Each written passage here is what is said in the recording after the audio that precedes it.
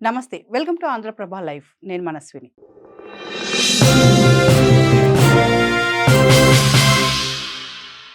పిల్లల చేతుల్లో smart phone లేకపోవడం ఇప్పుడు చాలా అరుదైపోయింది కదా! భోజనం నుంచి చదువు వరకు అంతా ఫోన్, ట్యాబ్‌తోనే జరుగుతుంది.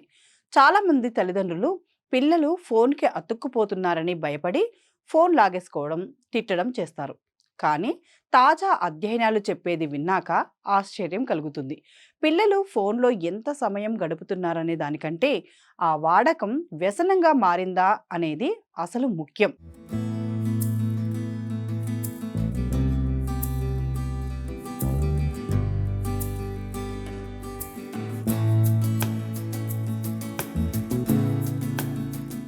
10-14 ఏళ్ల పిల్లల్లో ఇలాంటి అధిక వ్యసనం ఉన్న వాళ్లకు ఆత్మహత్య ఆలోచనలు లేదా స్వీయ హాని చేసుకోవాలనే ఆలోచనలు సాధారణ పిల్లల కంటే 2-3 రెట్లు ఎక్కువగా ఉంటున్నాయంట. 11 ఏళ్ల వయసులోనే ముగ్గురిలో ఒకరు ఇలాంటి లక్షణాలు చూపిస్తున్నారు.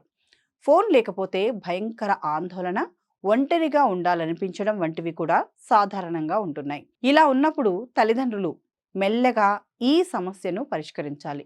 ఉన్నట్టుండి ఫోన్ లాగేసుకోవడం మాత్రమే పరిష్కారం కాదు. పిల్లలు ఏం చేస్తున్నారు, ఏం చూస్తున్నారు, దేనికి ఎక్కువ ఆకర్షితులవుతున్నారు అని గమనించాలి. ఫోన్ వాడకం వాళ్ళ నిద్రను, స్నేహాలను, కుటుంబ సమయాన్ని దెబ్బతీస్తుందా అని చూడాలి. డిజిటల్ పరికరాలు ఇప్పుడు జీవితంలో భాగమే కాబట్టి వాటిని సరైన రీతిలో సమర్థవంతంగా ఎలా వాడాలో పిల్లలకు నేర్పించడం చాలా అవసరం. స్క్రీన్ టైం ఎంత అనేది కంటే వాళ్ళ ప్రవర్తనలో వచ్చే మార్పులపై దృష్టి పెట్టండి.